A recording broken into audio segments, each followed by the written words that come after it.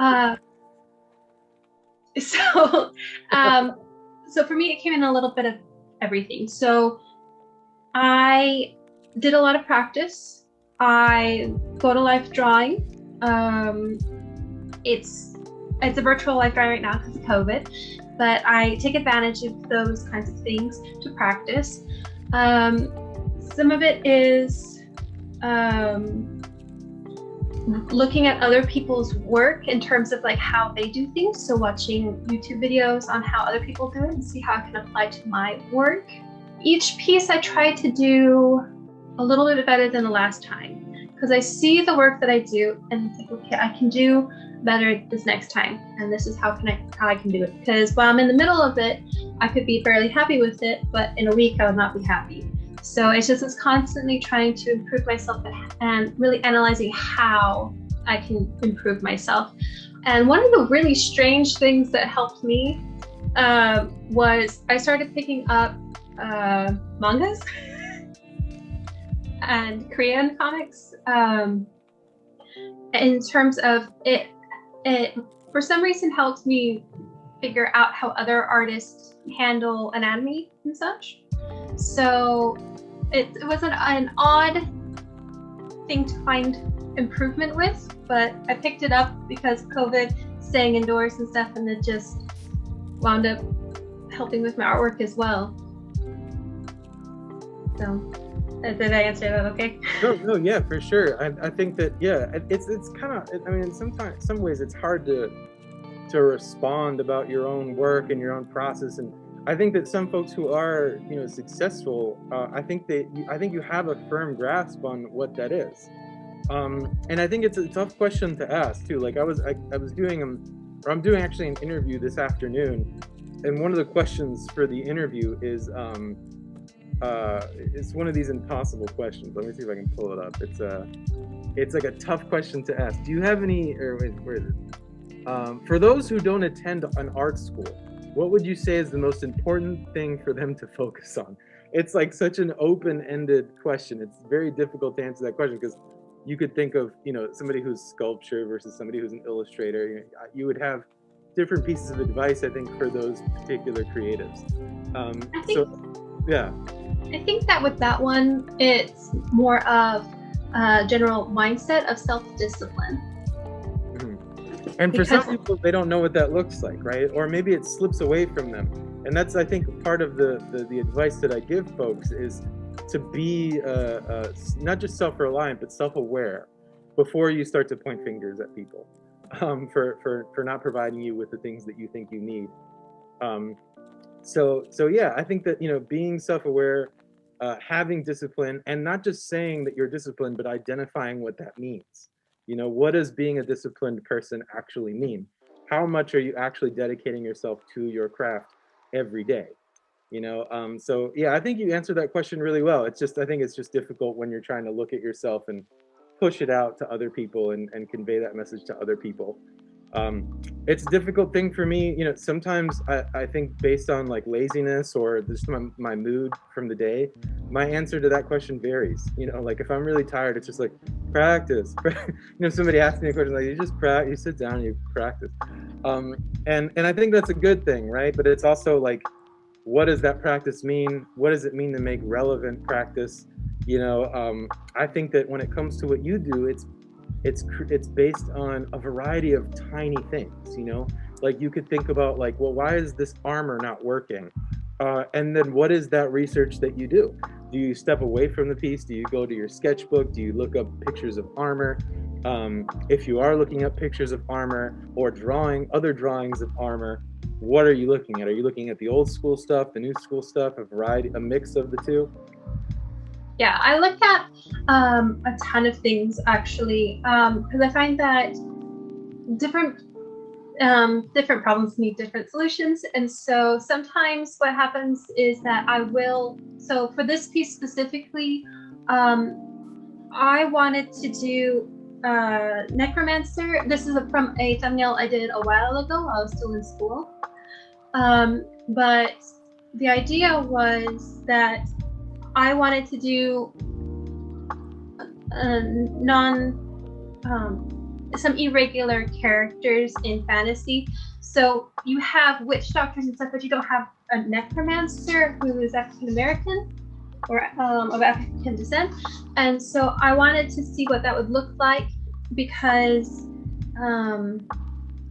I feel like that could break some of the norms as well that are in fantasy. So that's kind of what I wanted to do with this piece. But that being said, there's not much reference also if I'm looking, if you Google African necromancer, you get witch doctor.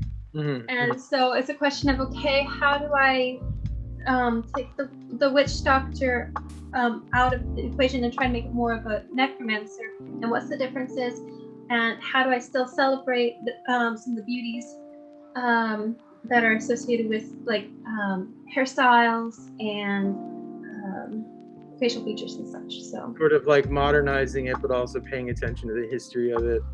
And, yes. Yeah, so then that's a classic issue, and it doesn't happen to me very often, because I think that typically I'm tasked to render someone who exists currently, or recently existed. There was only the one time when I worked with the Boston Globe where I had to draw Denis Diderot, who was the partially blind Frenchman who wrote and composed the encyclopedia.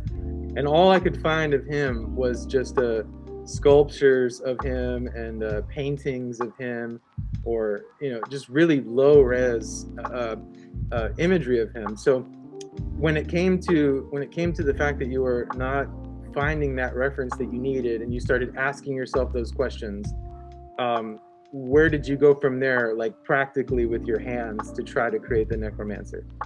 So for this one, I decided to go back into history a little bit. So going back into where you had peoples coming up from North Africa into like Spain and Portugal,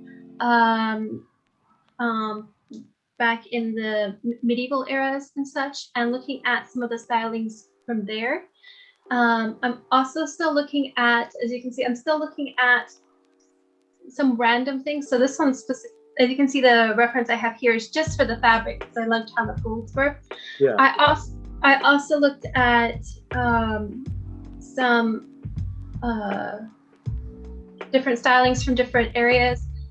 I had looked at Haitian stylings, but I decided that that was not the way I want to go, because it was too much in terms of the witch doctor kind of feel. So I wanted to back away from that and go with more of the European, North African of the medieval era in that. So, but still bringing in that fantasy and bringing in the armor that doesn't quite work.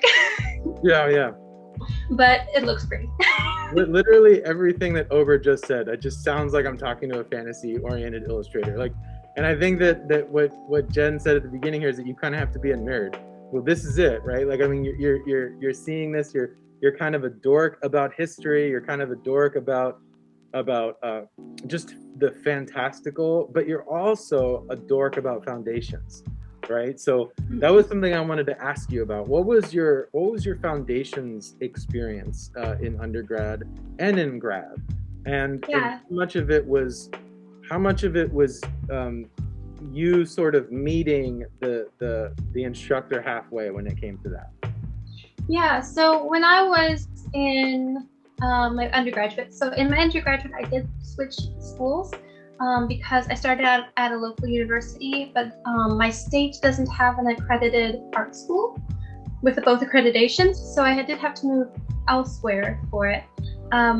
I started out as a fine art major and focusing on painting. I have a background in that. I've been painting since I was 8 years old. I've been painting for a very long time.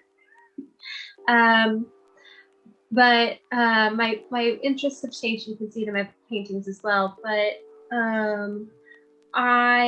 when I switched schools and went to REMCAT, You went to REMCAT. I keep forgetting that. You've told me that like many times, and I forget every time. Yeah. For the class, I was a tutor as well at the art school, and though we never met, I did have students from Tony's class come to my tutoring because he was an online teacher. I wasn't doing a very good job. They had some odd online assignments. Yeah, it was very strange. I mean, the way that I taught there, I thought it was going to be a lot more integrated and more hands-on, but it was really just, I mean, the adjuncts there, all they had to do was just review the work and then assign a grade. We didn't get to come up with the assignments. We didn't get to come up with the projects. So it was very disconnected, especially for a studio course. It Yeah. wasn't a lecture course, so it was very difficult to sort of provide them with anything that I thought I could provide them. Yeah. So you say you've been painting since you were 8. Were Yeah. you doing that traditionally? And if so, when was your transition into digital media? My transition was at RenCat. And so about, I'd say the last year, we were finally introduced into digital work. And so originally I had learned Photoshop briefly in a course at a local art school, but it was not accredited. Very, very basic stuff. So what I usually did with Photoshop was I took good photographs of my paintings and I cleaned them up. I use them actually as Photoshop, and then it would be ready for print. But when I went to RenCat and we had a class,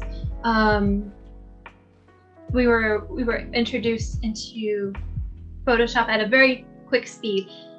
I don't know what your guys' class schedule is there, but we had 8 weeks for a single course, and you had the same amount of work. So if you're 16 weeks, think of squishing all the work from 16 weeks into 8 weeks. That's tough. So, but I learned a lot. I grew a lot with it, and I started to enjoy it. And then when I got to SCAD is when I really started doing majority with digital because of the speed. Oil painters, I know a lot of ways to trick it to be able to get it done faster, but drying time is drying time. You need an entire day for it to set and it's due tomorrow.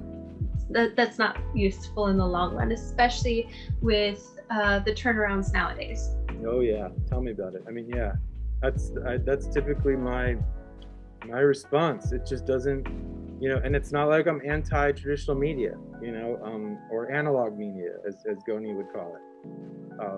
But it's not practical for my situation. Maybe a children's book project that lasts like a year or 2 or something like that. Yeah.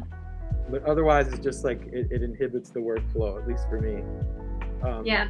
So speaking of digital media, I think, talk to this crowd about brushes. I think that the brush question always comes up. What folks are typically like, what brushes are you using? As if that's going to help them in any way. I'd like for you to sort of instead walk us through your journey with brushes in the digital space. Like, what brushes did you start out with? Did you or do you ever make your own brushes? Walk us through the interface of Photoshop a little bit when it comes to brushes. Yeah, so I have a mixture. So when I was first learning, our professor was like, okay, I put together a bundle of brushes that you can use that were free to use, and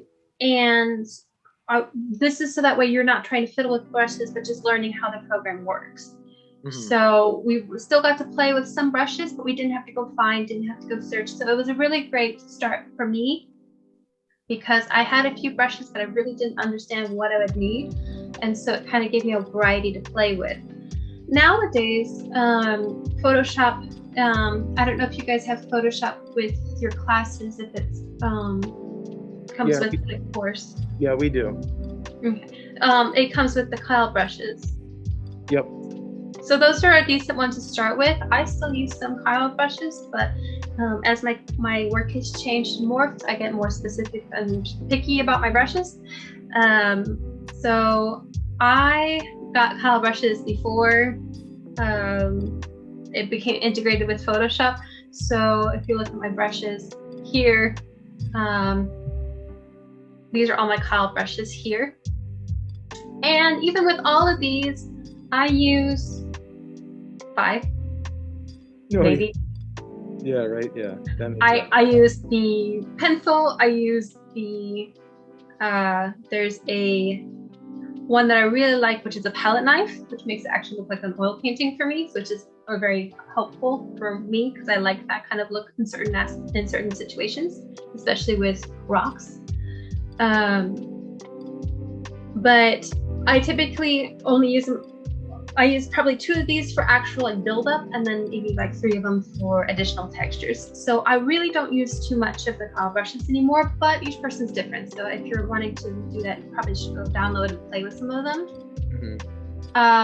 And then here, I've just been collecting.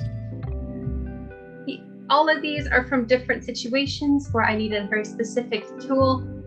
And so some of them I still go back to, like I have some cloud brushes that are some of my favorites to get the clouds going with. And let's see here, what do I got here? I like to use stamp brushes for foliage to start and then paint over the stamps. But it gives me a basis to make it look more natural. I do make my own brushes as well, especially for hair, because they're probably the easiest thing to make in terms of brushes. Have you gone over how to make brushes? We have not this semester. So go for it. Have at it. Okay. So typically, I'm going to make a new file.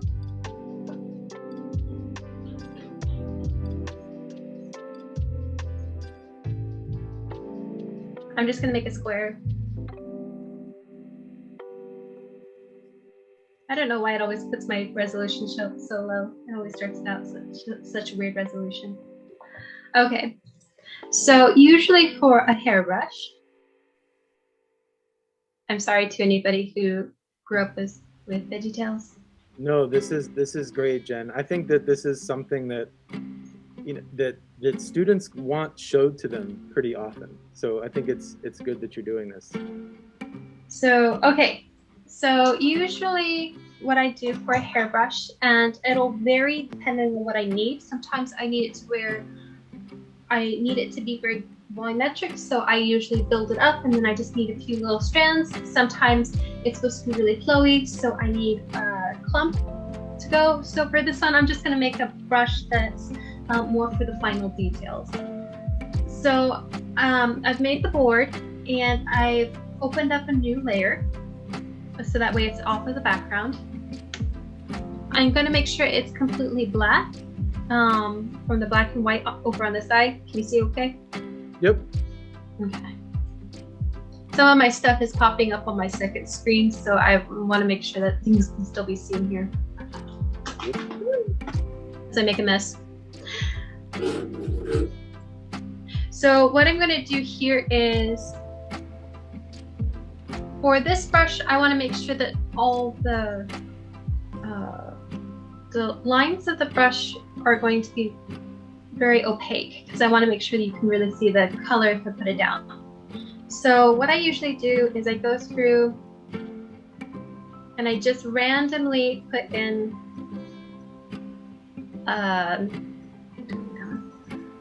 just circles. It's the regular hard circle brush, super easy.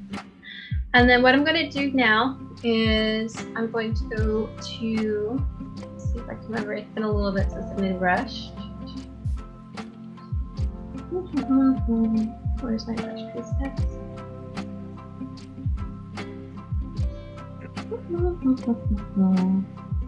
And this is what happens when you don't plan in advance. Do some planning. All right, so let's see here. Okay, here we go. So define brush presets. It's going to then make a brush. So now you can see all the dots I've made here. So it's now a brush. I'm just going to name it hairbrush. And I've got a brush. I've got a number of brushes, so I'm going to put it at 6 because I don't want to get them mixed up. And hit OK. And so now my brush is now those dots. Well, that doesn't quite look like hair. Yeah. Getting there, but it's not hair. Oops. So what I'm going to do now is I'm going to go over to here. And this is where I can start messing with the brush to edit it a little bit. So here, they usually automatically set the spacing to 10%. I'm going to put it all the way down because I want a nice smooth line.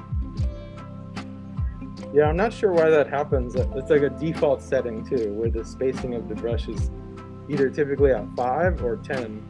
I always have to pull it straight down before I start working. Yeah. And so as you can see, that's looking more like hair, but it's not quite there yet. I want to make it a little bit better. I want it to where when it goes and when I'm done, when I come to the end, it's going to taper off just like hair does. Mm-hmm. So what I'm going to do is I'm going to start messing here with some of the brush settings. So no, I don't want to do a brush.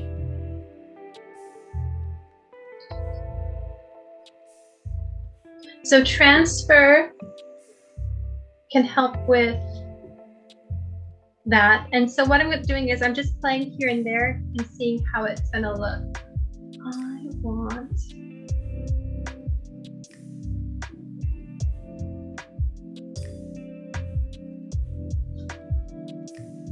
sometimes it makes a mess if you're doing weird things. So let's see.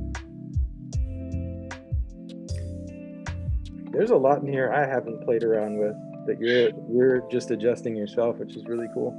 Yeah, so a lot of this is just gonna have to play back and forth a little bit. I'm looking for my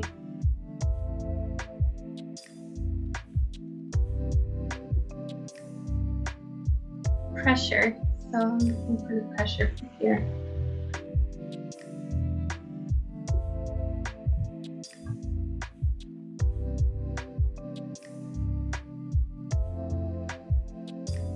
There's that little icon at the top in the menu bar there that has like a pen inside of a target. I think that normally, at least when I'm working with the tablet, helps me with pressure sensitivity.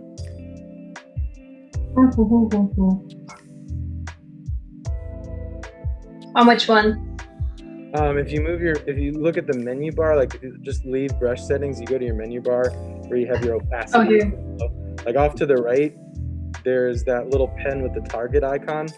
It's next to that butterfly icon. Oh dear. And normally when I tick that on, it gives me a solid pressure sensitivity. Let's see here.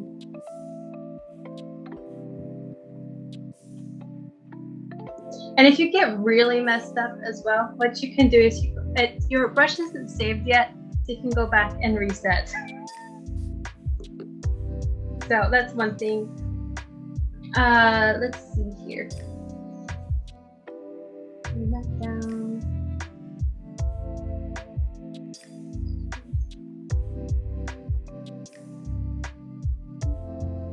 Anyway, so you play with it and you can get different. Oh, I don't know.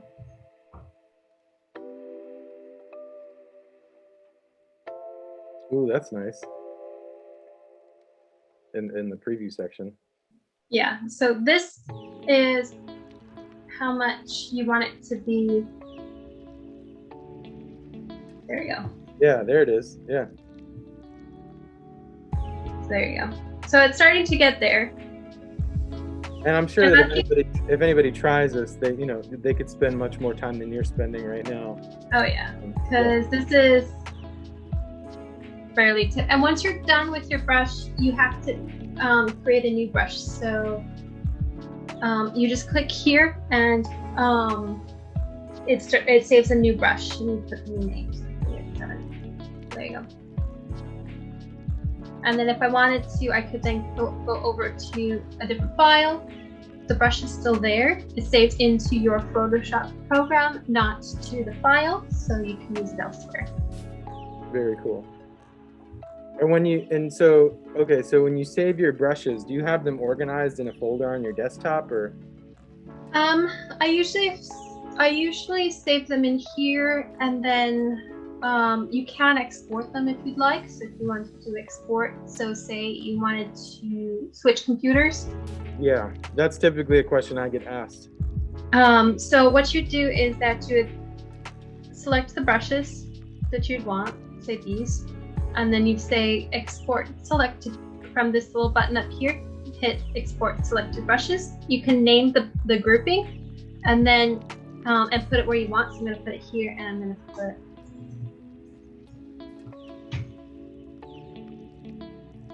I can't spell today either. It's just one of those days. And so I've saved it off. And so what would happen is now, if I go to my desktop, which is where I saved it,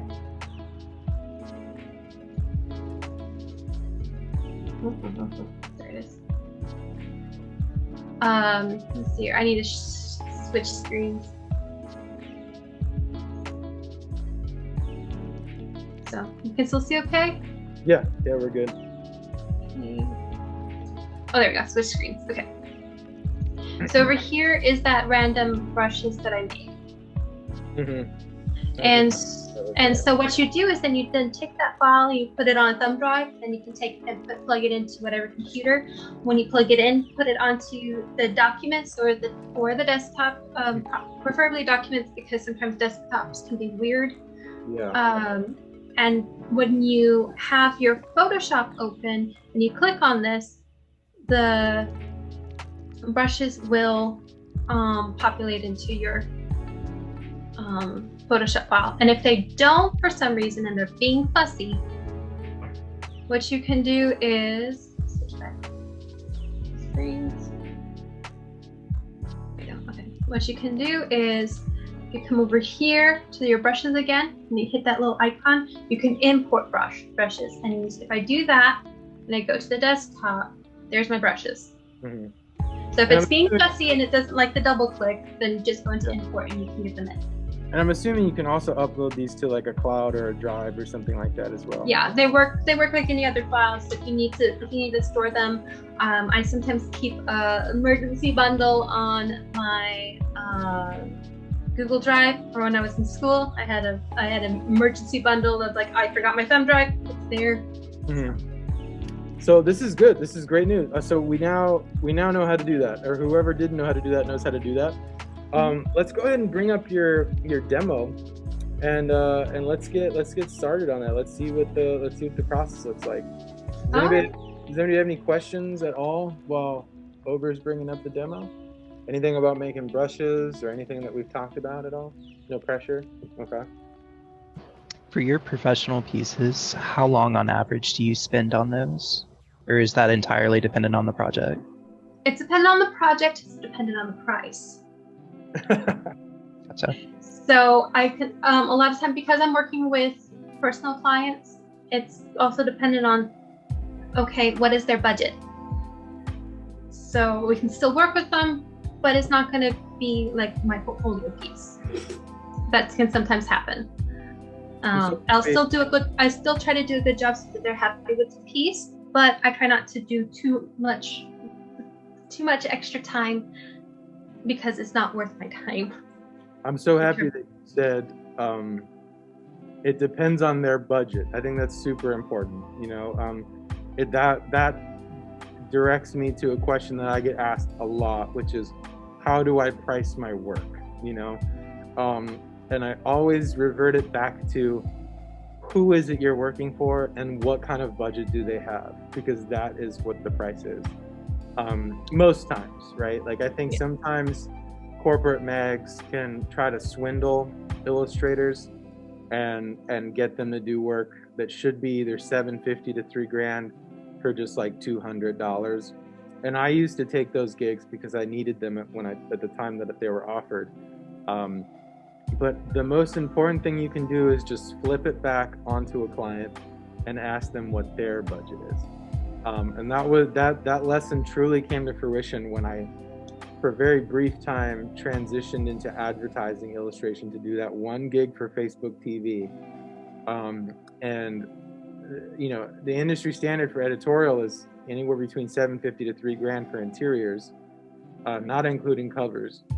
And so knowing that, and knowing that I would execute my best within that price range, instead of telling Facebook TV what I would charge, which I would have told them that if I had told them anything, I instead asked them what their budget was, and their budget was so much higher than I. You know, so it's really you'd be doing yourself a disservice to try to, you know, say things. And I see some people on Instagram saying things like, I do faces for 20, I do full body for 30, and you know, just research your industry, like the subgenre of your industry, you know, like the subgenre, the avenue of the illustration industry that I work within is editorial. Become familiar with the industry standard is, because there is one. So I think it's great that you mentioned that, Jennifer, about, you know, asking the client what the budget is. And if you are not sure where to start, there's the Graphic Design Guild's handbook, which sometimes I take on odd jobs because I'm still in that phase of odd jobs until I can do everything that I want to do. So sometimes I don't know how much to charge for a vector stamp because it's not usually my thing. Bye, class. Have a good weekend. Bye, everyone. Sorry, we're changing classes, so there's people leaving and people coming. But yeah, you guys keep doing your thing. So I will go to that booklet, and it gives me a price range, and it gets into specifics of like, okay, if you're freelance, if you're working with a job, this is how much salary should be. If you're freelance, this is how much it should be. How much the costs of things will be, what the client is responsible for, that kind of thing. It'll go into some of those details, and also it'll sometimes also go into the laws associated with it as well, because work for hire is technically against the law, and there's only a few certain circumstances where work for hire is permitted. But if you're doing work for hire and all your rights are going away to client or dirt cheap, that's against the law. So you do put your foot down. Or you take them, right? Or you take them because if they're paying for it, they're paying for it. But if they're taking it for dirt cheap, that's something else. Yeah, you know, I was definitely advised to never do work for hire when I was in school. Mm-hmm. And I very quickly realized that I had to do a lot of them in order to survive at the beginning, right? And some of it is that, especially if it's something for the smaller company or something, you can still say like, okay, majority of the rights are yours, but I still want to retain rights to portfolio and my own prints. Yeah. So sometimes you can work middle point. It also depends too on who you're working for, you know.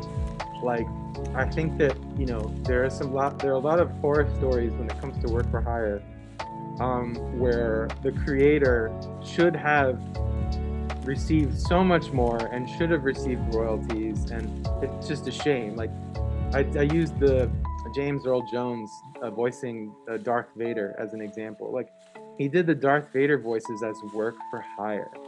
So James Earl Jones does not receive royalties for Star Wars. Like, he didn't even know that it was going to become Star Wars, you know? And same thing with I forget the designer who created the Nike swoosh. She did that as a work for hire. And so, yeah, you kind of have to use your better judgment, you know? Like, are you creating a logo for your friend who has a startup company, you know, and it looks as though it's promising, you know? Like, I would take into account whether or not, you know, you may want to collect royalties on something like that and have rights to your image, your imagery in the future. It's a sticky thing. It's kind of like under the table. It's shady. It's definitely shady, as Ober mentioned. But it's one of those things where, like, you don't realize the true lesson of it until you're in the mix of it. You know, like I remember that moment where I was like, well, I'm about to do a work for hire. All my professors are going to hate me, you know, but you kind of have to like roll with the punches and do what you need to do. So let's get this demo up. All right. This is exciting. So should I show the video again since we have new people?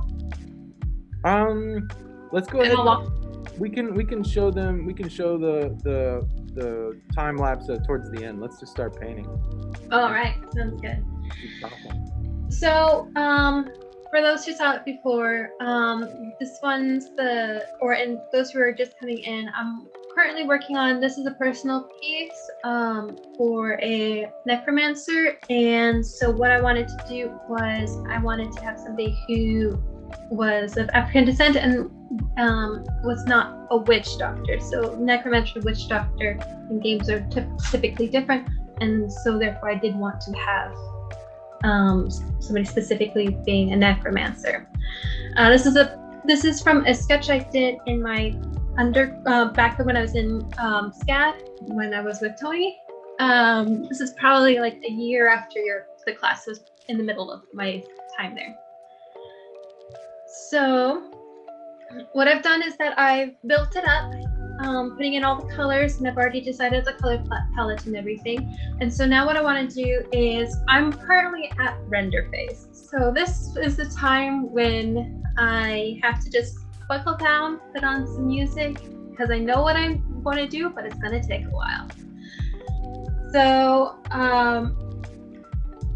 I've been tackling the main figure, because now that I've gotten a basic for the background and such, I want to see how far I can push the figure, because that's going to want to be my center point. So I'm going to now push the figure as much as I can personally do and then I will finish up wrapping up the rest of the figures, so that way it still matches well, because I can, when it comes to still lifes and stuff, I can get very detailed really easily, but figures take me a little bit more effort. So that's why I want to make sure, since she is the focal point, that we are really focusing on her. So let me ask you this. This is really interesting. When I was looking at this piece, I thought it was done, right? And I think that maybe some other folks may think the same thing. And maybe at some point in your past, you would have thought this piece was done as well, right? So can you explain what goes on in your mind as you've evolved and made those decisions in your mind when it comes to finished pieces? Is it something that is internal, or is it something that's external, in that you constantly have this standard in your mind based on the other images that you're inspired by and their level of finish? Does that make sense? Yeah, it's a little bit of both, because I need to give myself a little bit of grace, or else I'll get overwhelmed. Yeah. Right. So I need to give myself a little bit of grace in terms of that I want this piece to be better than what I've done. Yeah, okay. I may not be able to get to the level of everybody else, that's my goal. But this one, I'm going to try to make it better than the last piece. Tiny goals and then the big goals. You keep them all. So give yourself credit, because if it's better than your previous piece, you've made progress. If you're not quite there yet, you're not, in terms of like where you want to be, you're not quite there yet. So you just keep practicing and continuing to make work. And be patient, right? I think that's such great advice, because I think that some students are looking for either me or for them to be able to figure out exactly the day and time when they've reached the point that they'd like to be. And I think that's such a baseless dream, you know, to think to yourself like, okay, on January 21st, I'm going to reach the pinnacle of my skill level. Or when will I be ready to be a concept artist? You know, like, it's one of those things that's hard to explain, because it's not something you can touch. It's not something that you attain. It's something that you practice every day. You know, it's not you're going to reach a point where you now are the master of whatever it is. It's just like you said, like tiny goal after tiny goal. And I was telling my students this the other day, like I am at the beginning of the the pandemic, I started watching a lot of Bob Ross, and it was just to calm my nerves, right? Like it was really stressful, and and after watching a ton of Bob Ross, I thought to myself, like, maybe I could do a Bob Ross piece, you know, like maybe I could do a Bob Ross inspired landscape. And at first I had the aspiration of doing it traditionally, but then I was just like, you know what, I have this iPad here, I never use it. Let me open up Procreate, let me try and do a Bob Ross landscape. But it wasn't necessarily me thinking to myself, let me try a Bob Ross landscape. It was, can I do a Bob Ross sky, right? It was just this really specific goal. Can I do the sky? And it's almost like one of those goals that's like almost too easy to meet, you know, like people forget that waking up in the morning and making a cup of coffee, that's a goal, right? You have the goal in mind, even though it's very small. Some may not consider it like an actual goal because we typically think of things that are much harder as goals, you know, that are reached. But small things like that, they build up your self-esteem, they build up your confidence, and they don't overwhelm you, right? Like having a huge goal is overwhelming. It's like, and sometimes it turns people off of their initial dream because it's so big, it's overwhelming. So I think this idea that you're putting forth about having small goals is a really great way to think about things and not overwhelm yourself, you know, like it was slowly but surely for me with the landscapes. It was like, can I do a sky? And then within a few hours, I was getting that down. And then the next day while my son was napping, it was like, can I do the mountains? Can I figure out how to do these mountains? And then within just a few days, I was doing a Bob Ross landscape, right? Because of just meeting all those tiny little goals. So I think that's a really, really great point that you put forth. And so and this is also where being a nerd in whatever you want to do is going to be important, because you're going to have to do it repeatedly. So you've got to enjoy it. And that's when you make your best work, is when you enjoy it. So this kind of like practice of like making little small steps, it takes time. And so you want to make sure that the time that you're investing, you're enjoying it. So that's why you're here. Yeah. So that's a great point too. And so when I, because I'm a nerd in terms of like history and stuff, I really enjoy doing the research and stuff for these kinds of pieces. It's the thing that gets me excited about getting these pieces going, and that's where I get started. That's where I get my fuel. For each person, it's different. For some people, it's a passion about certain like events or things happening in the world around them that they are particularly passionate about, that gets them like, this is what I want to talk about, this is what I want to draw. So whatever it is for you, if you enjoy doing it, there are people who will pay for it. I mean, if you enjoy it, you should go after that. I agree. And again, just to let everybody know, the floor is open for questions. Like if you want to chime in, ask anything, it's completely open. This is just a dialogue that's happening while Ober's getting into the zone. I know it's really hard to talk and paint at the same time. Trust me, I do it quite often in class. So I mean, just feel free to get lost in what you're doing, Jen. And I think that we'll be able to take a lot from just watching. But if anybody has any questions, go ahead and chime in at any time, no pressure. Yeah. So I'm a traditional teacher, and I want to learn without taking courses. Like, where do you begin? So the question is, you know, where do you begin learning digital media? Learning how to paint digitally without actually taking a course.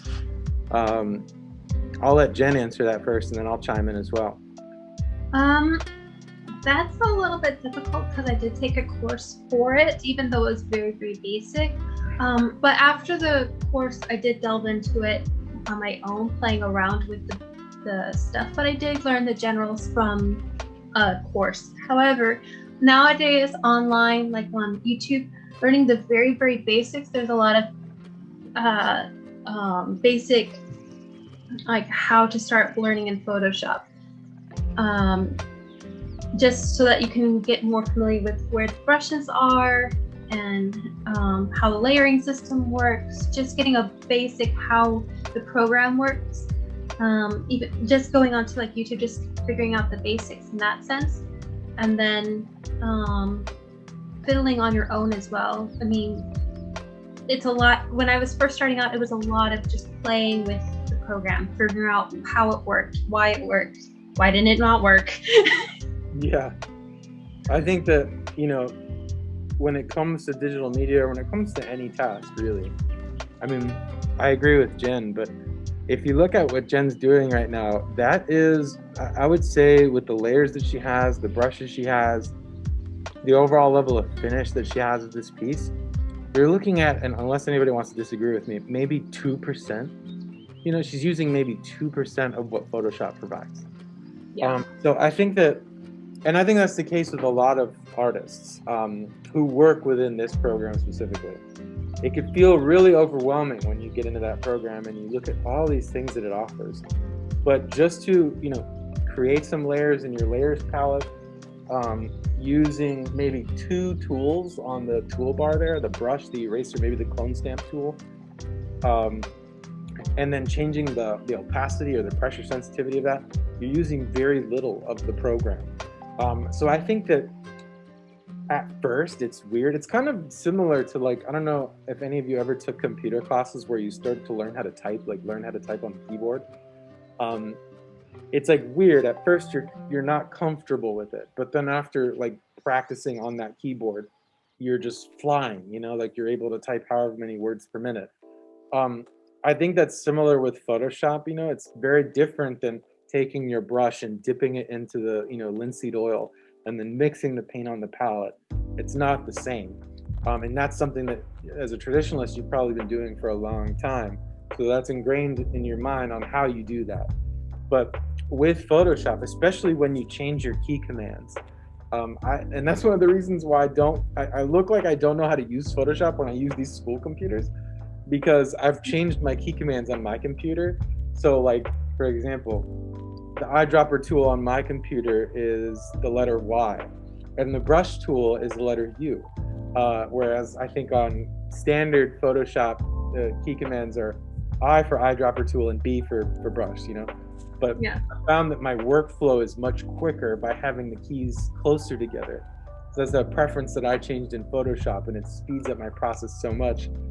So whatever you end up customizing the program to do in terms of key commands and where you want things, like, for example, like I don't even work with the color or the gradients or the swatches in my workflow. I just like take them out. I like declutter the space completely because it works for me that way. So once you have that, like that pattern of like, okay, this is how I open up a file, this is how I create a layer, this is the brush I'm going to use, it becomes very intuitive. So I think that transitioning from a traditional style of working to a digital style of working is really just uncovering the tools that you wanna mess with, and which are very self-explanatory. They're just these little icons, and the brush is the icon, the eraser is the eraser icon, and then time. So that plus time. For me, when I started working in digital media, I didn't know any of it at all. But I went into it with this idea of I really like Joe Ciardiello and I really like Patrick Morgan, 2 illustrators. I like Joe Ciardiello's line, which is a very thin line. It's like a rapidograph pen. And I like Patrick Morgan's flat color thing. So my whole thing was, how can I merge those 2 together? I didn't want to mix color in Photoshop because it's terrifying. Like what Ober's doing right now, I would have never done that. I know how to do it now. When I started, I would have never attempted it because it was terrifying to me. So I just settled on this flat color next to flat color look, which ended up defining how I work today. Really basic, way of drawing in Photoshop. But I think that in not to draw out the the answer too long. I think that would be the answer, at least from me, and I guess Jenna as well. When you do it, you do like how do you decide later? So we have a layers question. Like, how do you decide what value or what color or what hue rather sits on which layers and why? That's a good question. Okay. It's different for everybody. So yeah, it's a good question. Yes. So for this one, what I usually do is I do a group. Yeah, walk us through your layers. Okay. So each person's different, but how I usually do mine is, let me zoom out here. Ober, can you do me a favor and take the color gradients and swatches out so we can see more of the layers? There we go. Okay, can you see okay? Yeah. Okay, so I usually I do groups and then there's messes in the group. So usually what happens is that because of my traditional background, I sometimes forgo how the layers are within the group. So say I know I want my necromancer to be on its own layer. I want it to be all by itself. You can see this is the underdrawing here. I want it to be on its own layer so I can move it and adjust it as I need to. So I keep it in its own layer, but if you look at my layers here, we've got some armor here, but it's also here as well. And do you do that? Do you switch between, because that's one of the things I do, is that when I have something looking the way I want it to look and I don't want to risk it anymore, I just create a new layer. Yeah, I'll do that as well. So say I like how this is going, and this again goes back to my traditional, because usually if you're doing detail, you start with the big, you go smaller, smaller, smaller, but as you're going, there's a certain point where the medium gets too wet, so you have to let it dry. So me saying for this here, I had, where's that layer? So I had this here. I knew that shape I wanted, but I needed to go more detailed. So I went ahead and added a new layer in. And then here, I had decided that I liked the look, but I needed to do a little bit of an adjustment on the color here. So I did that also on a separate layer to try it out, because if I didn't like it, I want to be able to easily get rid of it. So having a ton of layers to begin, like as you're working, is fine. You just have to make sure it doesn't bog down too much of your computer. Eventually collapse stuff when you can, and if you can separate things, if you need things to be separated because the client needs things to be separated, so like, oh, I need to animate something in between, then you need to make sure you can do clear layers that way as well. Yeah. So as you can see, like I'm sorry? No, I was asking the student if it had answered their question, and it didn't. Yeah, and so like here, I've got my army on its own layer, like on its own group, and then I have all the different army individuals. Do you ever experiment with layer styles at all? Yes. So I typically, what I'll do is, that's towards the end. So I'll use like, to be able to do slight adjustments, I'll use like the multiply and overlay, which are here. So if say, let's see here. My computer's running a little bit slower because of doing both the Skype and this. But say with this front layer here with the bush, I wanted to go a little bit darker, or I wanted to change it to more blue. I'm gonna go ahead and for me, I'm going to make a new layer. I'm going to then right click, and then I'm going to create a clipping mask. And that means that for this layer will only show what is visible on this layer. So all of my bush is on this layer, and so everything that's been painted on the bush layer will also be able to be painted on the next layer. So I'm just going to go ahead and take a blue. Let's take a demonstration. Don't cry, Ellen. Don't cry. Don't cry.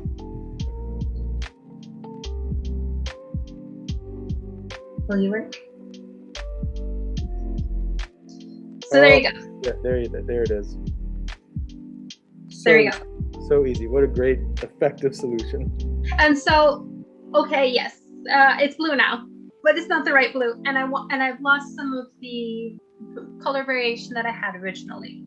So to fix that, and besides, I wanted to make it also like a little bit darker.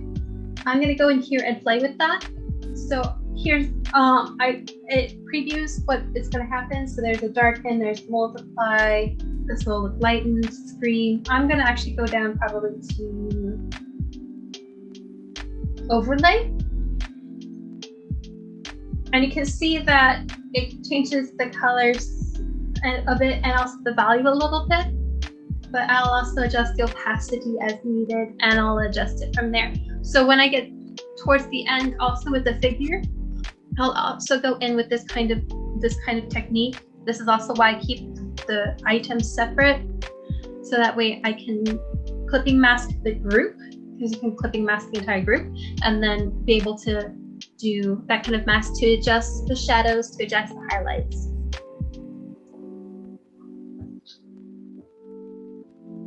So like to say for the necromancer, I wanted to do the same kind of thing, but because I want to have this area here be more dramatic. So because it's a clipping mask, it only shows where those layers are.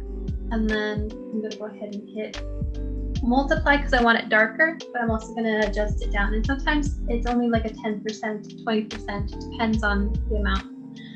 But yeah, sometimes for me, it's when I do things like this, I'll find myself messing with it even at like 2 or 3%. What was that one that you did that they needed like a 2% difference? Oh, where the art director had me adjust it. No, that's another story. Yeah, an art director had me. This is the kind of thing that I don't like when it comes to working with art directors, is that oftentimes, I think working with an art director where they're a good art director, their phraseology is typically like, for example, could you make Kurt Cobain look more vulnerable? Like, I think that's a good piece of feedback. But sometimes you work with art directors where it almost kind of feels like you're designing a flyer for like your mom, and she's like over your shoulder, and she's like, could you move it a little bit to the left, or could you just move it 2 ticks to the right? And you just end up sending all this stuff, and then they send you emails back like, could you adjust the opacity by 5%? And then you do it, and then you send it to them again, and you end up going down this rabbit hole of, where does this end? And it could be really frustrating. And I think that in moments like that, I think it's important to bring that up, because you need to stand your ground as a professional. But you don't want to come off rude, but you don't want to get walked all over, There's only been 2 cases in my career where I just refused to work with the specific client, because of that and because of other things. So it's not something that happens often. I feel like folks who are typically in the position of art director have earned that position, and they're good at what they do, and they know what they need to do. And but every now and then it gets, that's a way that an art director could take advantage of an illustrator, because those kinds of things, those are not the sign of a person who knows what they want, right? It's the sign of somebody who's just micromanaging just a little bit too much, and it just creates an unhealthy, I think, collaboration between the illustrator and the art director. But no, yeah, that happened to me, where I was literally asked to adjust the opacity of an item by 2%. Which, for those of you who don't know, it's almost completely, you can't see that, you know, unless, and the reason I say I do that from time to time, unless you're working with a really bright, you know, composition. Like right now, Ober's composition is really dark. I actually worked on a piece recently where I had like a rainbow against a white backdrop. So in those situations, a 2% difference could mean something, and to you maybe, but maybe not to anyone else. You know, like I think typically the artist is a lot more critical of what they're doing, and they can see things that other people can't. Like I've submitted things to clients where I've inputted messages, like messages to my friends, in the work, and they have no idea. Like actual written messages. And so, you know, they may not catch the things that you're really critical about and observant about. But yeah, no, sometimes a 2% difference makes a big difference, and sometimes when folks ask you to change things, it can be rather annoying, or burdensome, and you have to use your utility, like your gut feeling, to know when it's appropriate to stand up for yourself. And I would recommend that in those situations, to try not to do it via email. I would try to hop on the phone with an art director. And again, you don't want to burn bridges. As much as you can handle that, but there are some times where you just have to call it quits with somebody, which is unfortunate. Tony, do you care if I jump in for a question real quick? Yeah, go for it, please.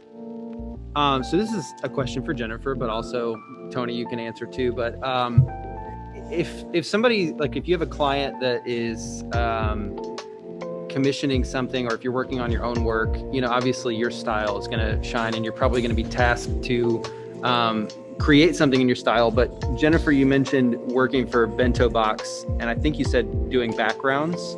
Mm-hmm. If you're doing a background for somebody else's work, is it hard to sometimes is it hard to fit in stylistically with their work? Like, are you able to have your own artistic license with that, or do you really have to kind of fit the mold of what somebody else's style is? Does that make sense? Yeah, so you're working as a team. So I work as a team with a lot of background designers, and so with the current project, we had like the most, I think we had like 9 backgrounds, which is a lot. But that was at one point. You're all 9 people trying to do the same style.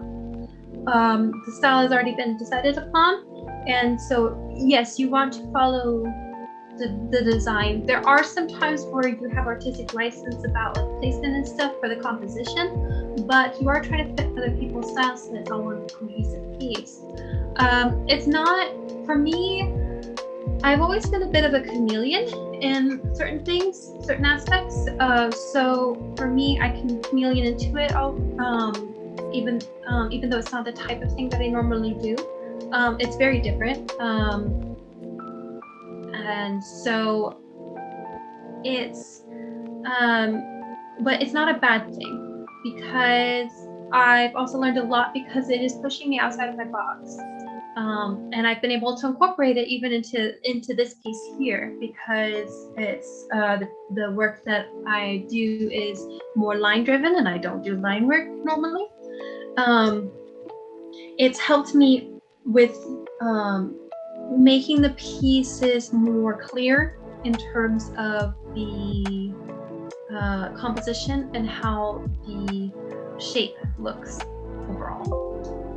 Yeah, I think that anybody who works with those companies has to want to work in a group. You know, like, I mean, I don't know if you saw Colin Geller, or if you were around for Colin Geller's talk, Ober, but he works at id Software, and he designs some of the levels for Doom, the game Doom, and I think he did the cover for Doom, and yeah.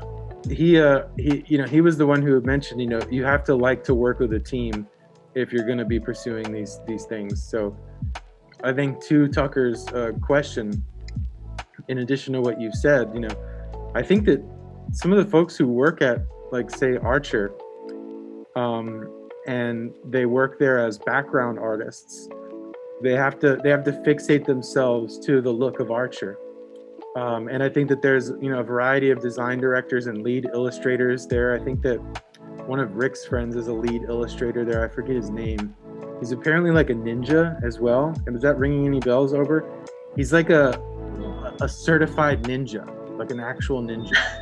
Oh, no. Do you remember this guy? I forget his name. He like came to us once and he had like a broken arm and he was really cool. I just forget his name. But he's like one of the lead illustrators at Archer. And so he's somebody who would train you in that situation if you weren't a chameleon, like Jen is saying, to be able to fixate your look to the company's desire. And although that is very a good situation for a lot of people, it's something that I've never really aspired to. It's kind of like being on a late night TV show versus having your own podcast. Is the way I would describe it. Like being on a late night TV show, you have all these rules. Being a freelancer, for you're kind of your own boss, and people come to you for exactly what you want, what you do, and what you can do, and what you're capable of. I also don't like to work in groups, so it's not something that's for me. But it's cool. Like some people, like I don't know if I told you this, Ober, when I was working at SCAD, I almost left SCAD to work at Archer. Because Really? it sounded awesome. It's like, it's not like you can't make your own art in addition to working at Archer.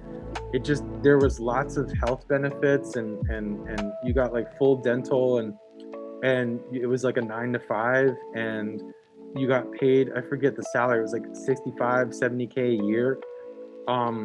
And you basically would just go into work and they would give you like a room and you would have to make it look like the room exploded or something exploded in the room. And that sounded really appealing for a while until I started to learn a little bit more about, the whole team aspect, which I wasn't excited about, and having to answer to somebody. But for lots of people, that works out really well for them, and they enjoy that and they're thankful for that. And as I said, I was actually considering doing something like that at one point. I love the reflected light you're working on right now. Yeah, so because of with the rendering, I'm doing, so you have, I'm sure Tony's gone over it. You've got the midtones, the shadows, the lights, the highlights, and the reflected lights. So that's kind of what my rendering is right now. I'm starting, because my reflective light is so strong with this wand, it affects the colors a lot, so it gets put in a little earlier than normal.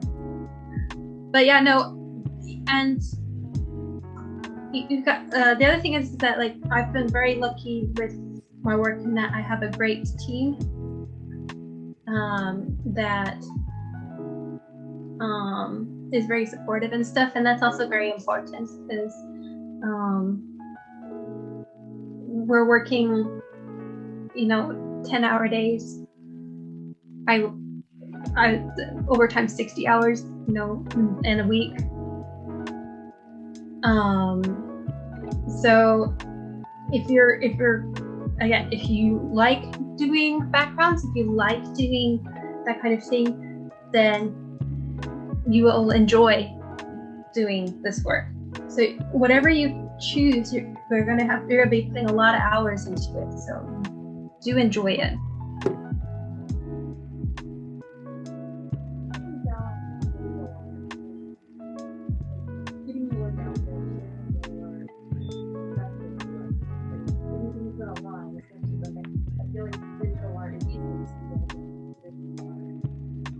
Yeah. Another really good question from the room here. How do you deal with copyright issues, Ober? Not necessarily from the perspective of you infringing on someone else, but from the perspective of somebody stealing your work. I haven't had any major issues with that because I've been very careful. And one way to keep an eye on your work is to Google yourself or Google your artwork and see where it comes up.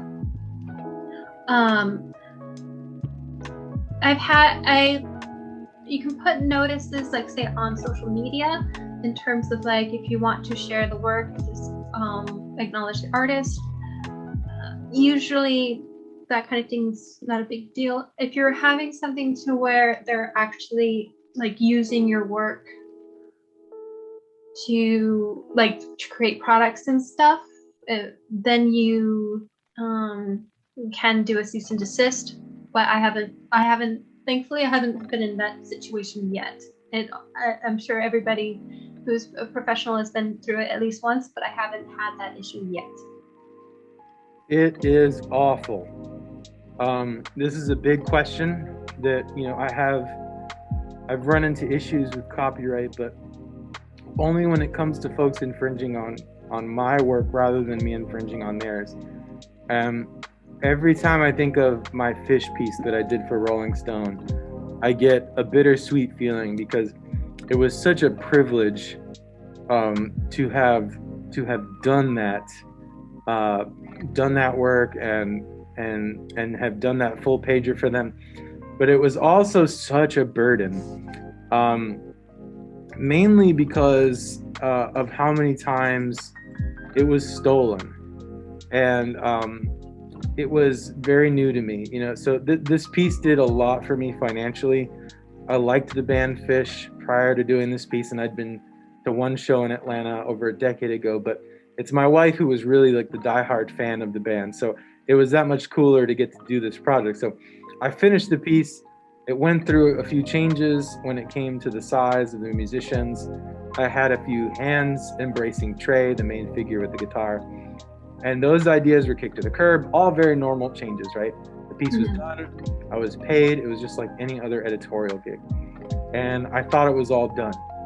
And over the winter break that followed, SCAD's first fall quarter, because we ran on a quarter system there, my wife suggested that I try to sell the image as a limited run of prints. And so she felt that the Fish community would like to have a copy. So the same evening that she recommended this, I put the image in my shop. And Rolling Stone also shared it on their IG, and then my store crashed, and it was crazy. Like, we were on our way to a friend's house, and they all sold out really fast within a few hours, and I had more money in the bank than I'd ever had in my life. And it was really cool because I never received more commentary or emails or feedback or critiques, negative feedback even, on anything I'd ever done, especially on Facebook. You know, Facebook typically tends to be friendly. What's up, Straley? Sorry. We have a new person in attendance. And I'd never received any critical feedback like that, like I had done with this image. And I think 100% it had to do with the fact that it was Rolling Stone, their platform is really big. Also because the Fish community is out of their minds, like collectively as a group. They're crazy people. When I say insane, they're really just like obsessed with art of the band and for the band, and they're obsessed with quality overall. Like, I remember when I went to that show, it was like a 3 or 4 day show, and we got on a bus with these people who had been to the 2 previous shows. We're just ripping the show apart, like critically. And that's when I kind of realized, like, okay, this fan base is a little intense. So after I sold the prints, I started receiving pictures of what people were saying was damaged art, right? And I promise you, none of you would have been able to tell that the work was damaged at all. They'd be pointing to like a non-existent corner of a giclée that they bought from me, telling me that, it's not mint condition, and that, they need the work to be mint and all that. And so I feel like, a typical fan of like Taylor Swift or like John Mayer, those fans are not like studying the similarities and differences of their live show in like Chicago versus their live show in like New York or somewhere else, right? Fish heads are like deadheads in that they can recall specific guitar solos from specific live events. And, that community can hear a solo and know that it was New Year's Eve in Miami at 3 a.m. in 2008. It's crazy. They're out of control. So it's really kind of funny, but this whole thing sort of taught me a lesson. And that lesson being, registering a copyright for your artwork might be a smart idea from time to time, not always. So, as I said, I'm not coming at y'all from the typical perspective of be careful what reference you use because you could be at risk of infringing someone else's photograph. I think that's typically what's discussed when it comes to copyright, as it relates to illustration. I'm actually, as I said, coming at it from the other side, right? The majority of illustrators I know, they don't know how to protect their work. They think that watermarking their work is enough protection from the madness of the internet. It's definitely not the case. And again, I'm not a popular artist by a long shot. So this piece was the only thing that really stung me, since I started out in the industry. So folks stole this piece and they stole it a lot. And I went from totally flattered, right, to concerned for customers to completely furious about copyright. And so before long, this image was being lifted, resold, repurposed, anything you can think of. And this was long after the initial print sale that I put out. So parents were sending me their kids' version of the piece as paintings. And I've been collecting these because I think they're kind of cool, or at least in some cases. And I've actually received multiple copies that kids and adults have done of that piece. And I'm not entirely sure why that piece resonated so much with that community, because there's a lot of fish art out there. And maybe this is just commonplace, right? Like maybe it's not just my piece, and maybe it's not so special, right? That was something I talked about with my wife, like maybe it's normal for them and sort of common practice to beat an image to death. So, as I said, my first reaction was, wow, like I'm so flattered, my art is getting stolen, it's getting remade. Someone even created a limited run of puzzle pieces, like a 10,000 piece puzzle, which is something I think Burns used to do with some of his classes. But then it was like every other day, it felt like someone was sending me a sweater or like a shower curtain, and I started to feel less flattered and more concerned for the customers, right? I started receiving emails from people about how their t-shirt didn't fit or that their shower curtain was pixelated. And it's like, well, yeah, like I don't sell t-shirts, you've got the right guy, but you've also got the wrong guy. I made the art, but I'm not whoever is selling it on whatever website you're finding it on, right? So I think, what started as flattery, quickly became, frustration. Because customers were being duped, that they're obviously not getting high quality work, and somebody else is profiting quite a bit. So I stepped in, right? And the responses were baffling. Most of the folks I contacted didn't even think they were doing anything wrong. Some folks on eBay were confused why I wasn't happy that my artwork was getting out there, right? I quickly learned that engaging with these resellers and these thieves was pointless. And I learned that the power of a cease and desist wasn't as powerful as I thought. In a few cases, it was easy for me to get my agent to get the sites themselves to remove the resellers and the art thieves and all that. But it's a lot more labor intensive to do that, especially at the pace that this was all going. So it's really just unmanageable. And so I was actually only even aware of theft when some random person would inform me via email or social media. So my brother-in-law has a gig with the United States Copyright Office, and he educated me on a couple of terms called statutory damages and real damages. So if you're suing under real damages, it turns out to be, as I said, completely unmanageable and completely not worth it. So you as the artist, you would pay the court costs, and you'd only really have the chance to take back exactly what was stolen from you. So if your court costs are in the hundreds and the perp only stole like $10 or something worth of your product, you have to ask yourself the question, like, who's really biting the dust on this, right? So it's not worth it for you as the artist, and you would have been, it would have been the only route that I could have taken at the time if I wanted to take action beyond cease and desist letters. So statutory damages are like a speeding ticket. And this, I think, is the better route to take. So in this case, I think as it related to my situation, it theoretically wouldn't matter how much the perp sold. They could have sold 20 bucks of my content, but they'd still have to pay anywhere between $2,500 and $25,000 in statutory damages. And that is current 2021 information. So it's kind of like a parking ticket, right? So if you're a veteran art thief or just starting out, you could face the same monetary or financial punishment, which is something I could totally get behind, right? That's the thing that stings people. Unfortunately, if you don't have legal representation that can put into position, the mechanisms that are needed for identifying, and investigating specific IP addresses, it's really just you versus the site that's stolen the artwork. So the key to pursuing statutory damages is registering your artwork with the United States Copyright Office. And if your illustration is registered, the perpetrator pays the court costs. They have to pay that fee between 25 and 25 grand. And that's regardless of whether or not they sold any of your work.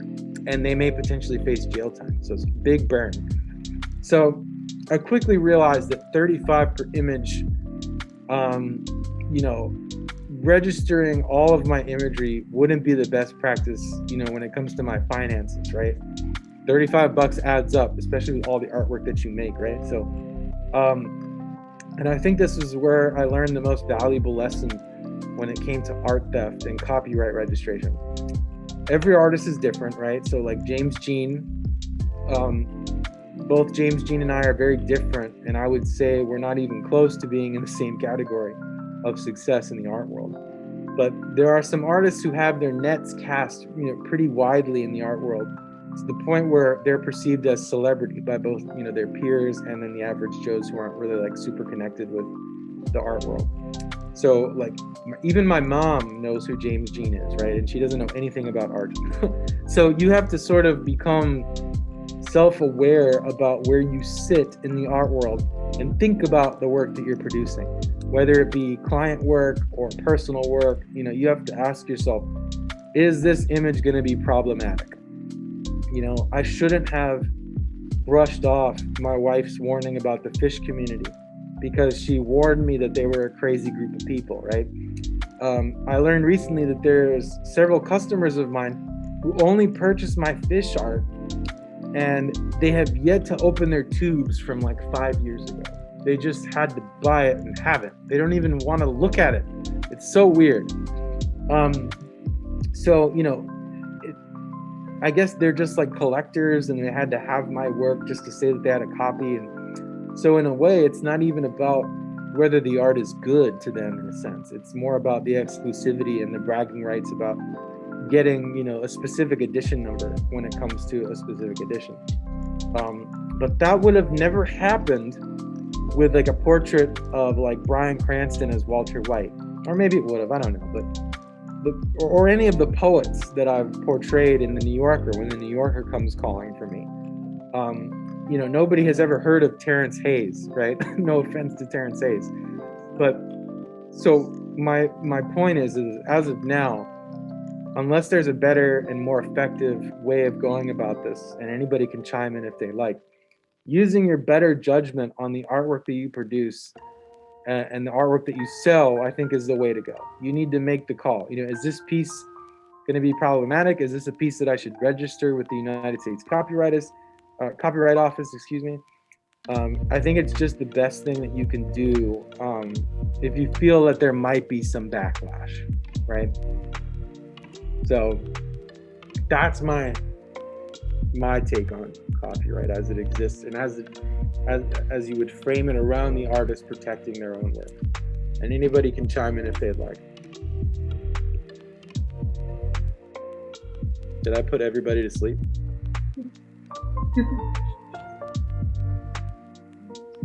What's up, Shirley? Yeah, we're zooming right now. Yeah, we got Stewart's Creek in the house. We have John Purier, we have Alexandria Neef, and we have Isabella Contreras, who is a new student of mine. How have you been? Yeah? A lot of work? Oh, you're not in any classes this semester? Oh, good, yeah. We miss having you in class.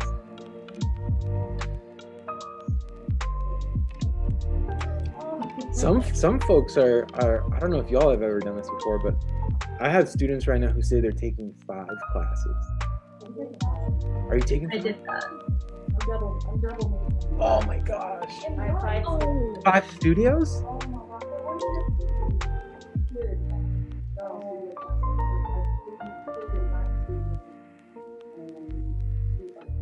So theoretically, like on a Friday, if you wanted to go to like a Baskin Robbins to get an ice cream cone, you wouldn't be able to. I'm actually starting to watch that. Yeah. I hope this is helpful. You have to be really picky with what you're doing. Wow. That's intense. And that makes me think of something else that I think is really important. School is hard, right? I've talked about that quite a bit. School was so much harder. They made it seem like when we were in school that the real world was going to be harder than school. Yeah, I don't think that it is. I mean, and that may be just my opinion. I think that nothing will ever compare to, in terms of difficulty, to how hard it was to establish myself in the industry. That was the hardest thing ever. But being in it is not even close to being as hard as school was. Like, I never have 3 or 4 or 5 projects due on the same day. That never happens. I get all the sleep I need, you know. I think that school is, I think, generally speaking, maybe too hard on their students. And there's this mentality, like I typically I'm like alone in this, I think, in the department. The vibe is that you should be staying up all night, right? I think that there was and correct me if I'm wrong, Ober, SCAD had a joke that their acronym was sleep comes after death. Yep. It was, yeah. Instead of being Savannah College of Art and Design, it was sleep comes after death. Yeah, and that was perpetuated as like a funny thing. And I'm like on the other side of the fence where it's like, no, that's not funny. Like, you shouldn't be encouraging people to, like, there's this culture around like staying up all night is like a good thing, you know, but to me it's just a sign of somebody who doesn't have their stuff in order. It's like, you're losing sleep? What are you talking about? This should be an embarrassing thing. You should be looking out for your friends, like, oh no, you had to stay up all night. But typically, like, the vibe is like, it was cool that you're dedicated if you stay up all night. It's really not a good thing. I think that's dangerous. That's why I'm not a fan of those like all-night challenges where we're all there in our pajamas, you know, working on a generate and all that stuff. We're doing a challenge here at MTSU, but it's just a 15-hour challenge. I'm sending everybody home after a certain period of time. But yeah, it's strange. Like, I think that school it doesn't necessarily have to be like, let's work the students to death, and that's the best way that they'll get their education.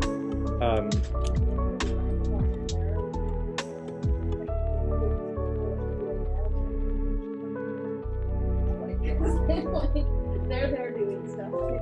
They need to go. Tell them I said they need to go home and go to sleep. I think it's crazy. Like, I mean, it's not to say that there aren't some times where things pile up and you have to work through burn the midnight oil, as they say. But the frequency at which it occurs is alarming to me. I can't. School was really hard. I remember school being really hard, and I don't think that it has to be so hard for you to learn as much as you end up learning. If you ever feel like you aren't able to keep to your schedule, or you're like falling behind, just remember it's not your fault. It's probably not your fault. It's probably the fault of all these intense, you would think that it'd be smart for instructors at a university to have a dialogue with each other about due dates. We don't. I don't know when Noel is going to have you turn something in, you know? I would be able to work around that if I knew, you know, like if we all got together and tried to do that. But I guess that it sort of takes away that academic freedom thing for the faculty. But if I knew that something, you had a big deadline, I would, never mind, I'm all getting all emotional about this. There's lots of things I would like to change about higher ed. And just remember, it's probably not you. School is really hard. Well, I do also want to say that one of the things about like working so much, you have to be careful of burnout. You have to be careful of your body because you can injure your hand, and then you cannot work as long as you could before. You could wind up having health issues you didn't have before. So do take care of yourself. This is coming from the person who did like 5 hours of sleep normally and 3 was during finals. That's not the healthiest thing. I'm just saying. I had a friend at SCAD. He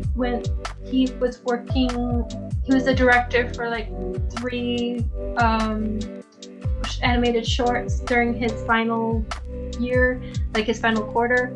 He came in one day, he's like, I haven't slept in 3 days. Yeah. Don't do that. It's no good.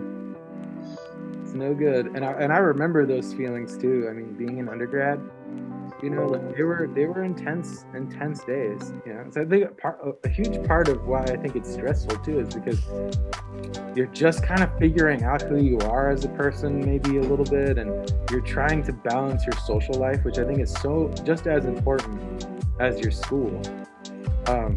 And it's really intense, you know. And so I feel y'all. Well, I stopped here for a second because I need to look up some reference. Because if you want to know, this level of drawing does not happen without reference. Kiri is an insane artist. Like, you have to check out Kiri Torres. Yeah, her work is very different than mine. Yeah. But her technique is excellent. It's the technique. Like, just watching Kiri work is insane. Like, and she's also really just like contagious. Like, her happiness is contagious. Yes. Like, if you hang out with Kiri for just a few minutes, you will be cured of all your anxiety. She is a bubble of joy. And so, but I do work, you don't see it on this screen here because I have 2 screens, but I do work with a lot of reference. But I needed to find some skulls, but I want to be careful because half of these are copyrighted and a lot of them are not anatomically correct. So there are ways for you to look for stuff. Typically, if you go to like Wikipedia, sometimes they'll have free for common use stuff. But do look to make sure that it is free to use for commercial use before you reference something, especially if it's a major point in your backgrounds. The other thing that I do a lot of is get my own referencing so that I can also get my own textures. So let's see here. I'm trying to find my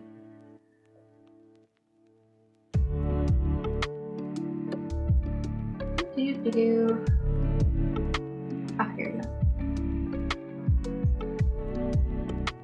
I have a hard drive, an external, that I have full of thousands and thousands of photos. And so I try to look here first to see if I have something and go from there.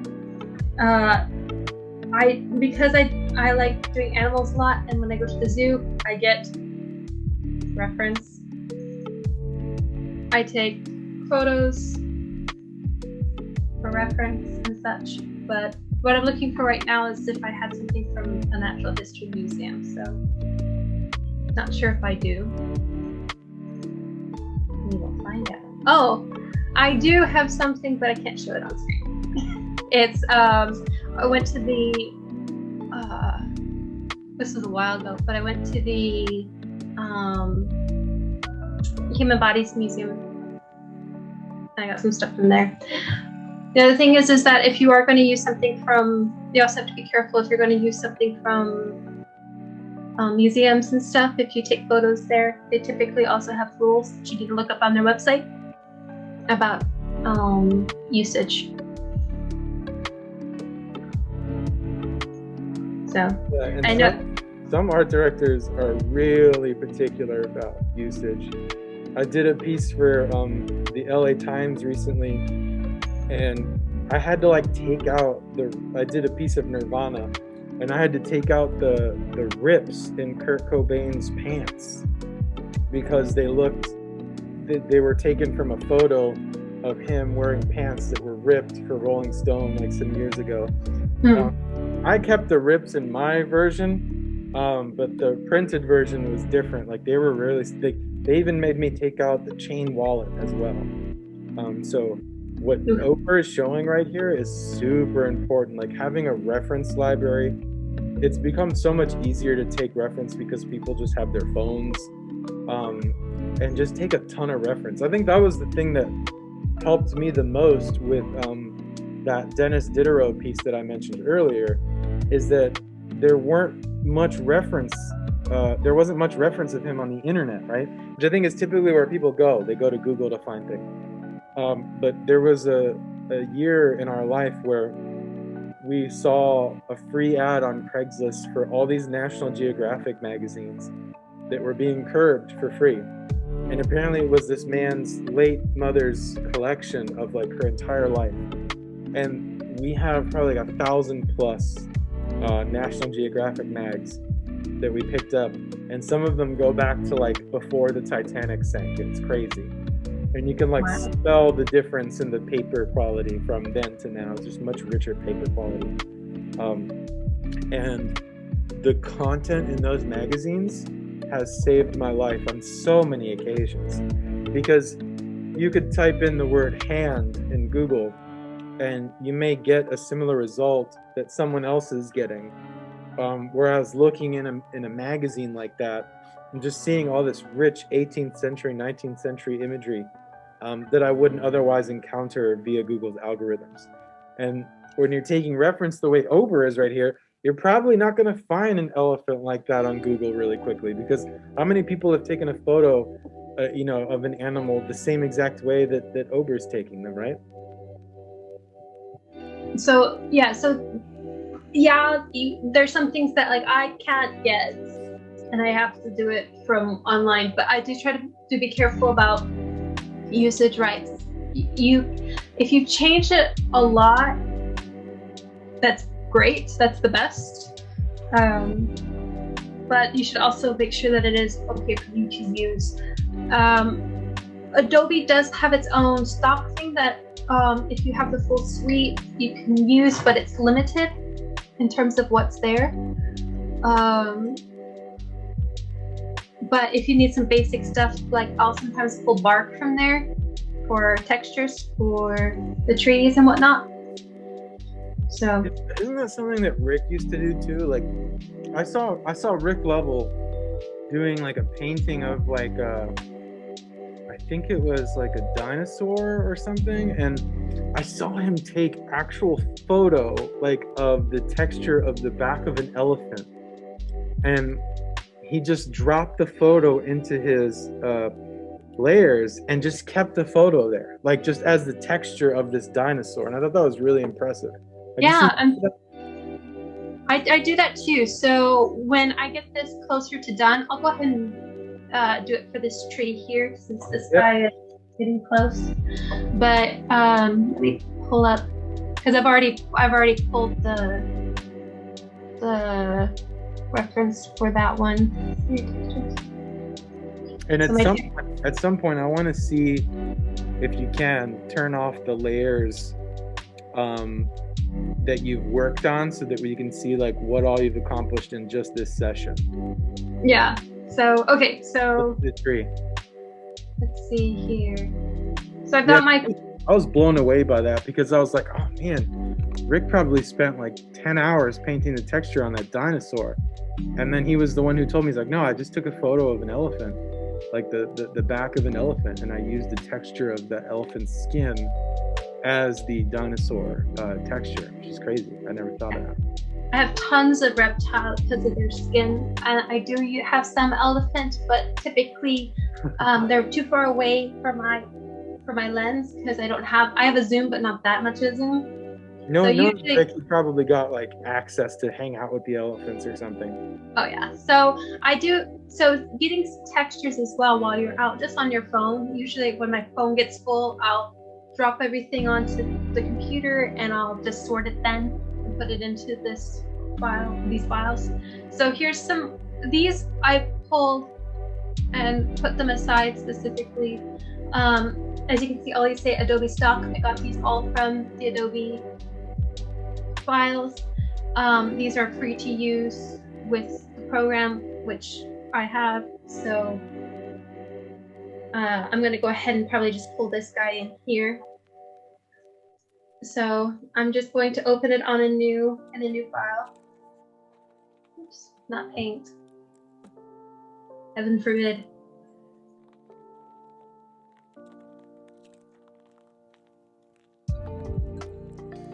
All right, so we got the texture here. So I'm going to hit. I'm on a PC. Do you guys work PC or Mac there? We generally have the Mac. Okay, so it's going to be Command A to select all. That's what I'm doing right now. And then I'm going to copy it over. And it's huge. So what I'm going to do now is, first I'm going to resize it so I can see what I'm working with. And usually I'll have to patchwork this in. So first I'm going to start with just a general lay-in, see exactly what it's going to be. I'm going to turn down the opacity just so I can see what's happening. I'm going to transform it by using the hotkey Command T. And then I'm going to right click and put warp. And so what I'm going to do now is I'm just going to try to make it so that it kind of matches the wrapping of... Oh, we just got a message from Tucker. They'll have to head out pretty soon, but he's thanking you, Jennifer. He's thanking me as well. Yeah, Thank you. We're always really happy to host y'all, Tucker, and thank you to the students for sitting in, and we hope that you guys pulled something from this that's useful for y'all. Yeah. Absolutely. It's been super fun. All right. Have a So, good weekend, everybody, over at Stewart's Creek. Keep going, Jen. Bye. okay. So I'm going to mess around here. Because it's dark, I'm most likely going to go with overlay. Overlay. But sometimes I go with multiply. Depends on how the situation is. So at this point, I typically look at... If you want to see my computer, y'all can come up here to look at it, because you may not be able to see on her screen. So I'll put that on the way here, and you can take a look at this. Just looks better. So I want a little bit of texture. I'll go ahead and raise the opacity a bit. So I want the texture, but of course it looks like I just slapped a photo in. So what I'm going to do is, I didn't change the color of it. One thing I'm going to do is see if I can get it to match up with the hue and saturation a little bit more, because I liked having a little bit of warmth in there, but that was a little bit too much, so I'm going to decrease the saturation. And these kinds of changes, if I'm really scrubbing here and you can hardly see the changes. They're very minute changes, but for me it's going to be this is where practice and me going in and trying over and over how it's going to look and how I like it to look. So I got it to where I kind of like it, and then what I'm going to do now is I'm going to decrease it just a little bit more, and I'm going to go ahead and take my eraser tool and with a soft pressure brush, and I'm just going to carefully just like soften the edges here, because the edges of the picture are so harsh that I want to get rid of that. And what I would do is that I would command copy and paste up along the entire tree. But we're just going to go a little bit quick because I know you guys are running out of time. So once we have this kind of sort of thing in, I'm also going to, one of the rules about like art to help give focus is that when you go into shadow, you should have less detail in the shadows, so that way with the things that are in the light can really stand out and be more detailed. So I'm just going to go ahead and also reduce the amount of texture here just a bit, so it helps with the turn. So now that I've got that, and I've got just a little bit of this going, it still looks like I copied and smacked something in there. So I'm going to go ahead and take my brush, and this is where one of the Kyle brushes comes into play. Everything comes back in a loop. I take my palette knife brush. I usually turn it. It's a Kyle's palette knife, and it's directional. But what's really nice is that it kind of looks like bark or rock, depending on how you use it. So I'm just color picking here, and I'm going in, I'm following where the image lights are that I put on top, and just painting it in so that way it looks like I've done a lot of work on texture, but I'm melding it into the artwork so that way it looks more natural. It takes a little bit of work this way, but in the long run, it helps a ton with the look. Yeah, so, I can already tell that it's going in a positive direction. I mean, there were only a couple times I thought to do this, but I never like continued to do it because I just wasn't sure if I could keep control of it, as like just the idea of collaging imagery into the final art. The way you're doing it is so subtle. It's like, and then you're also painting back into it. I don't see that as problematic at all. So it's more of a tool just to help, because I'm still painting on top. It's not like, oh, I did this thing and then I smashed it and that's it. Yeah. That's the big difference. And you gotta use what works, because your time is precious. Mm-hmm. So use what's available, mm-hmm. and but do it ethically. Totally, yeah. Use what's available, but do it ethically. So I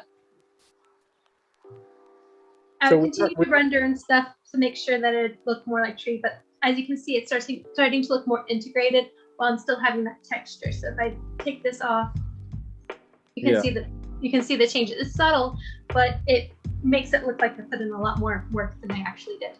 And folks aren't going to spend too much time on that tree anyway with their eyes, you know. No. Yeah, that makes sense. And so that's why I may eventually soften this even to where it's a little blurred. So it would depend on how it gets worked up. I would do more of this kind of work also on this back tree here, especially since it's going to have a lot of this light hitting it. And then so it's kind of like the stamping idea that I did here with like the trees, with the bushes here, but here I need to still detail the bushes to where they get look more like they're in the image, not just smacked on there. So we are coming at the end of our time here, but I wanted to ask you a couple of questions for everybody here. Just kind of general questions. What is your advice for folks who are, oh, you know what, you've already answered that question. What are some current projects you're working on? Any personal projects or stuff that we'd be able to see soon? So this one's hopefully will be done soon. I don't know when the project I'm working on with Bento will come out. I haven't been told the date on that yet. Okay. But that will come out probably next year. Oh wow, so it's a longer release date. Yeah, I'm not entirely sure because of the way that the schedule is. It could be that it's half of the season comes out and then half again. We'll see. Well, Jennifer, thank you so much for hanging out with us today, and for showcasing your gorgeous skill when it comes to digital painting and character building and tree building. If you ever need anything from me, you just let me know. I'll do my best. And that's our show for today, folks. I hope you enjoyed, and as always, I hope you learned something new. Happy October 1st, and enjoy your weekends, everybody. Thank you so much, Jen. I'll be in touch with you soon. Bye.